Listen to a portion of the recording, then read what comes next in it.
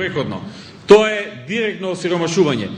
Првиот авторитет во економијата во светот, кој што се јави и кажа дека Македонија во минатата 2009 година најдобро се снајде во кризата, беше токму Меѓународниот монетарен фонд во ноември минатата година, кој што во нивниот извештај објавија дека иако Македонија не склучи договор со Меѓународниот монетарен фонд и водеше собствени, самостојни политики, таа е една од државите која што најдобро се снајде за време на кризата. Второ многу важно е тоа што постојано бевме обвинувани дека владата многу троши и дека е пред банкрот, дека се троши безмилосно и дека ќе дојде ситуација да снема пари за основни работи. Дали некој троши или не троши, се гледа по еден податок во економијата, а тоа е колкав е дефицитот на буџетот.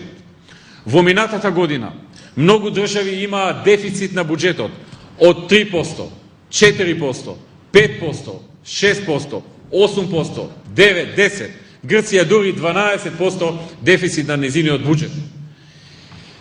Македонија ја заврши 2009 година со дефицит од 2,77%, што е втор најдобар резултат за буџетски дефицит во Европа во 2009 година. Драги пријатели, во овој дел би сакал исто така да напоменам дека една од посебните важни работи во економијата ни беше во таа година да го одржеме нашето ветување кон земјоделците во Македонија. Ние ветивме во 2008 пред изборите дека константно ќе ги изголемуваме субвенциите на земјоделците.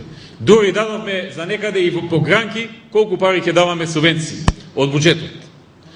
Она што успеавме да го направиме е, иако мораше некаде да се скрати, кратевме во многу сектори, но во земјоделието не скративме.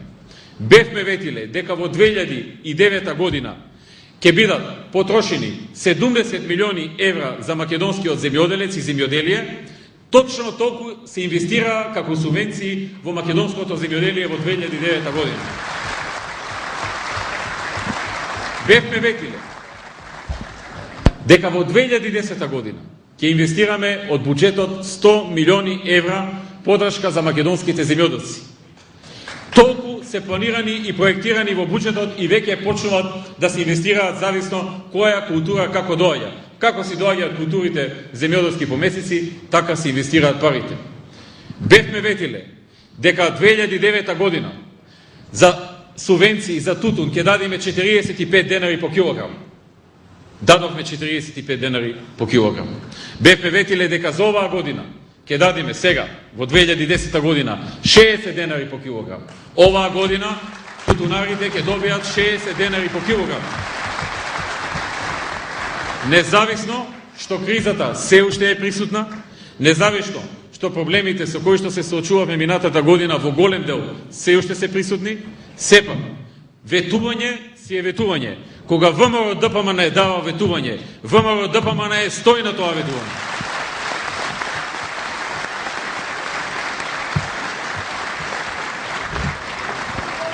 Драги пријатели, во делот на земјоделието, променивме и многу други политики, кои што почнаа да помагаат на многу земјоделци. Почнавме далеку сежно поголем број на хектари и декари на земјиште да делиме на земјоделци да може да го користат.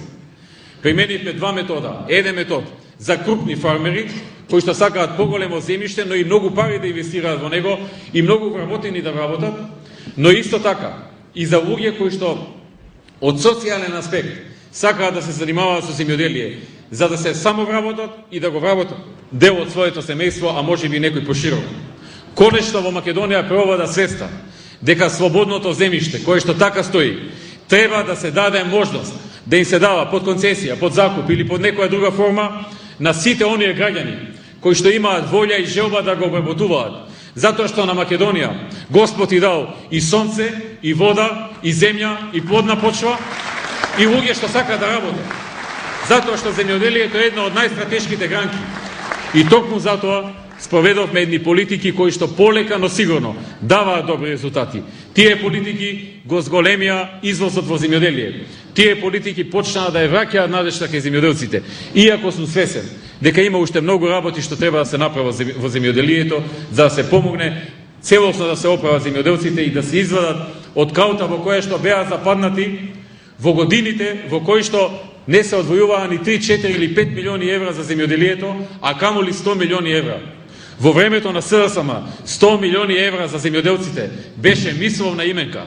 Тоа беше сон кој што никој не веруваше дека некогаш ќе се оствари. Жалам што истите луѓе денеска одат од село во село и кажуваат кои биле слабостите на оваа влада. Да, имаме ние слабости, ние сме живи луѓе и знаеме да погрешиме, но секогаш сме спремни да бараме решение на тие грешки. За разлика од некои други кои што ни дава, ни греша. Една од најважните работи на кои што се фокусираме во наредниот период во делот на земјоделието е да стимулираме да се отворат што е можно повеќе откупни центри за земјоделски производи и што е можно повеќе крупни откупувачи на земјоделски производи од Европа, од светот да дојдат во Македонија, да инвестираат во така наречени агроберзи и откупни центри и да влечат што е можно поголемо производство надвор од границите на Македонија, од македонскиот производ.